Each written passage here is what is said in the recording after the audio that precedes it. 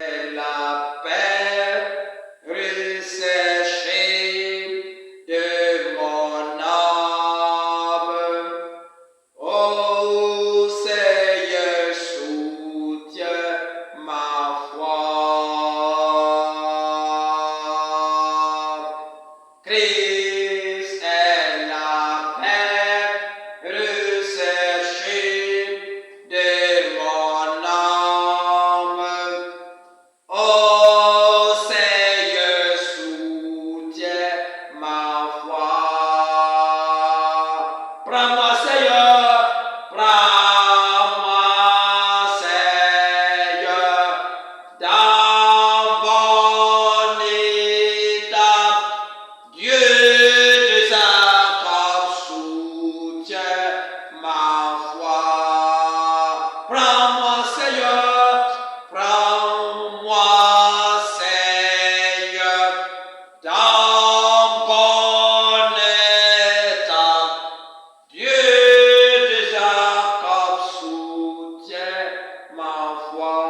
Gloire au Seigneur. Alléluia. Que le Dieu de Jacob soutienne notre foi. Au nom de Jésus-Christ. Nous sommes très contents ce matin d'être là dans la présence du Seigneur et partager la parole de Dieu. Aujourd'hui, dimanche 5 avril 2020, nous avons un message spécial ici à l'église Assemblée de Dieu, Temple de la Bonne Nouvelle. Voudrais vous transmettre une bonne nouvelle de la part de notre Seigneur Jésus-Christ.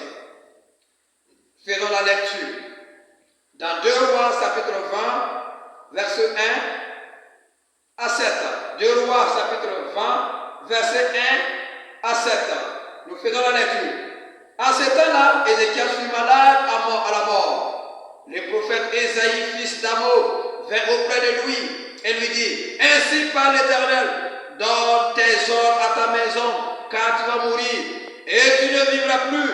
Ézéchias tourna son visage contre le mur et fit cette prière à l'Éternel: Ô Éternel, souviens-toi que j'ai marché devant ta face avec fidélité et intégrité de cœur, et que j'ai fait ce qui est bien à tes yeux. Et Ézéchias répandit d'abondance larmes. Ésaïe, qui était sorti, n'était pas encore dans la cour du milieu lorsque la parole de l'Éternel lui fut adressée en ces termes: Retourne et dis à Ézéchias, serve de mon peuple, ainsi parle l'Éternel, le Dieu de David, ton père. J'ai entendu ta prière, j'ai vu tes larmes. Voici, je te guérirai. Le 3e jour, tu monteras à la maison de l'Éternel. J'ajouterai à tes jours 15 années, je te délivrerai, toi et cette maison, en ville de la main du roi d'Assyrie. Je protégerai cette ville à cause de moi et à cause de David, mon serviteur. Ésaïe dit: prenez une masse de pique, et on l'a pris et on l'appliqua sur l'ulcère, et Ézéchias guérit. Gloire au Seigneur! Bien-aimé dans le Seigneur, voici le message que le Seigneur me met à cœur de te transmettre ce matin. Il y a 2 grands événements inévitables dans la vie, 2 grands événements irrévocables. Tu veux ou tu ne veux pas, ce sont inévitables dans la vie de l'homme. Et dans ce monde où nous sommes. Voilà pourquoi je te propose un thème intitulé: Mets de l'ordre dans ta vie. Mets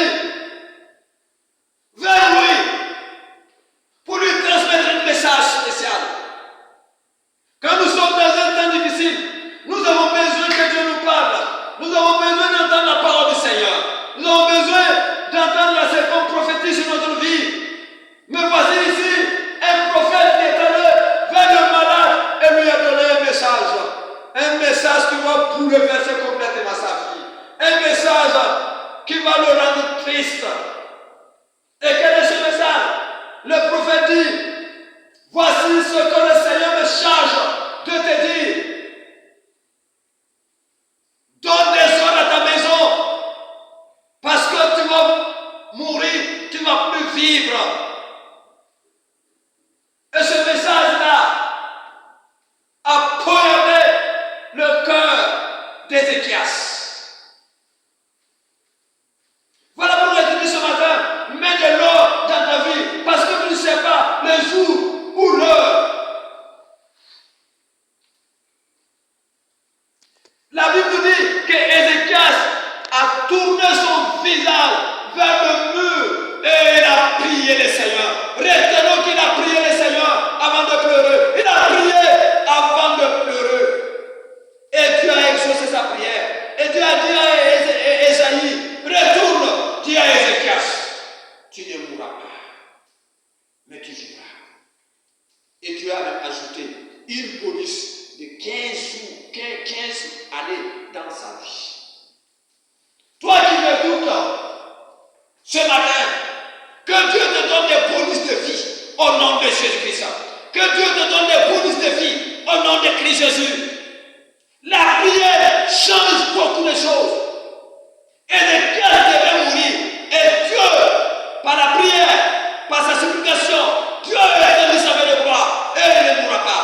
Peut-être tu allais mourir, mais aujourd'hui, je déclare dans ta vie, au nom puissant de Christ Jésus, que tu ne mourras pas et tu vivras au nom de Jésus-Christ.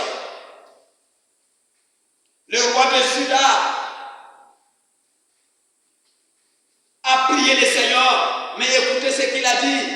Il a dit, Seigneur éternel, tu sais que j'ai marché avec intégrité de cœur. Alléluia. Et Ézéchias a dit des bonnes choses qu'il avait fait. Et bien, toi, qu'est-ce que tu as fait? Alléluia. Alléluia. Je voudrais seulement vous donner 2 points. Premier point. Pourquoi mettre de l'ordre dans notre vie? Pourquoi mettre de l'ordre? Je vous ai dit le départ qu'il y a 2 grands événements dans le monde. Que nous ne voulons pas ces 2 événements venir. La première, c'est la mort. Alléluia. La mort. La mort est inévitable. Alléluia.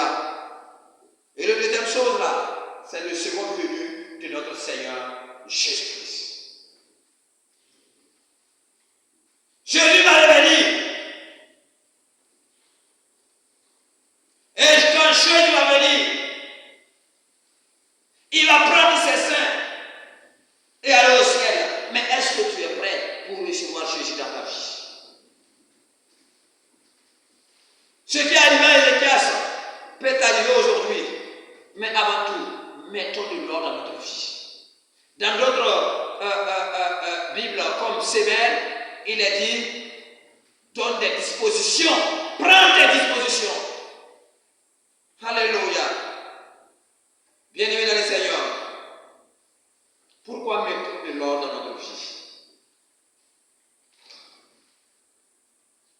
Premièrement, la mort. Nous sommes fragiles sur la terre. Nous ne sommes pas éternels. Nous devons mettre notre vie en règle. Nous devons mettre notre vie en règle. Notre Dieu est un Dieu d'ordre. Et Satan a ce que les chrétiens, même une vie ordonnée, si Dieu nous invite à mettre de l'ordre, c'est qu'il y a des vies désordonnées. Des vies désordonnées. Et il demande à ce que nous mettons notre vie en ordre. On parle de désordre quand certaines choses ne sont pas à sa place. Quand certaines choses ne sont pas à sa place, on parle de désordre. Mais mets-les à sa place au nom de Christ Jésus. Aujourd'hui dans le monde, beaucoup mènent une vie de médiocrité et qui souffrent. Revenez à la parole de Dieu. Répandez-vous quand la mort arrive. C'est difficile de le dire, c'est pas facile. Mais prépare-toi. Prépare-toi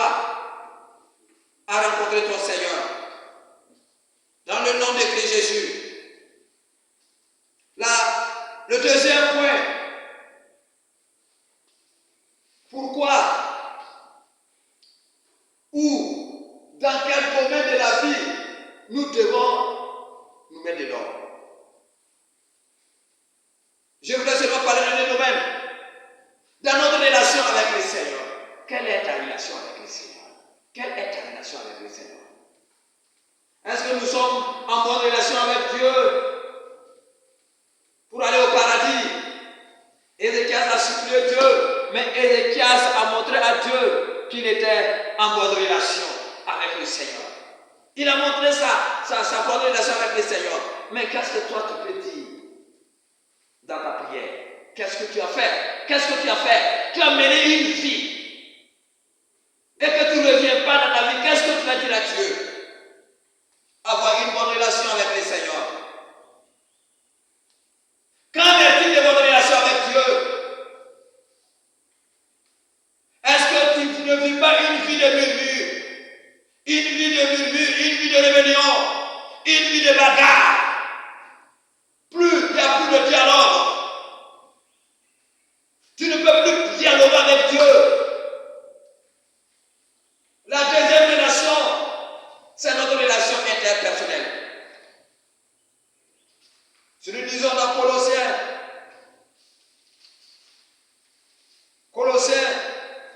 chapitre 3, et le verset 12,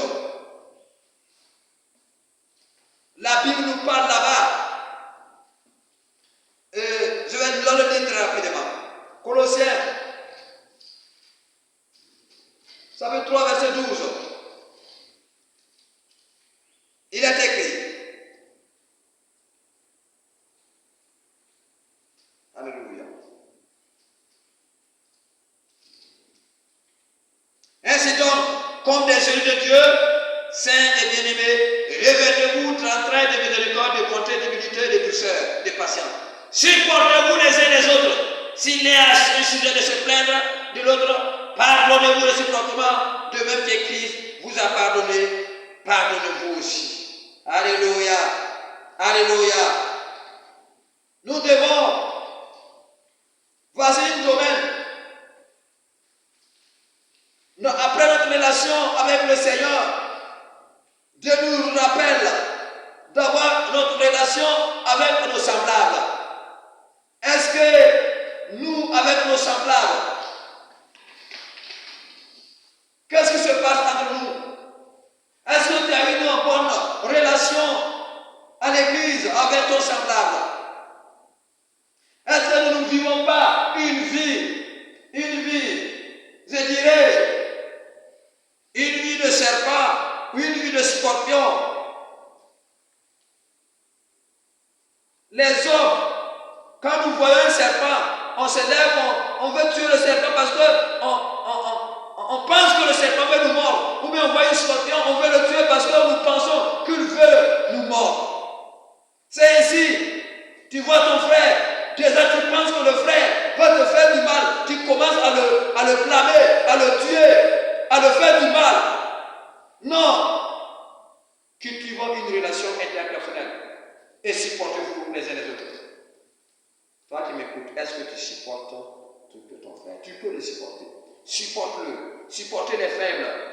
Il est faible, mais supporte-le. Au nom de Christ Jésus. Je sais que tu es trop spirituel, je sais que tu es spirituel, mais supporte aussi les faibles. Dans le nom de Christ Jésus. Dans le nom de Christ Jésus. Donc, c'est un domaine que nous devons prendre à cœur et marcher selon le Seigneur. Maintenant, il est temps d'agir maintenant. Il est temps d'agir. Notre témoignage. Il est temps d'agir. Il est temps de mettre en œuvre nos talents. Il est temps de travailler. Ne reste pas seul dans ton coin en train de dire que je connais Dieu seulement. Non. Mettons de l'ordre dans notre vie. Parce que Christ va revenir. Christ reviendra. Et il viendra prendre ceux-là qui sont en accord avec lui.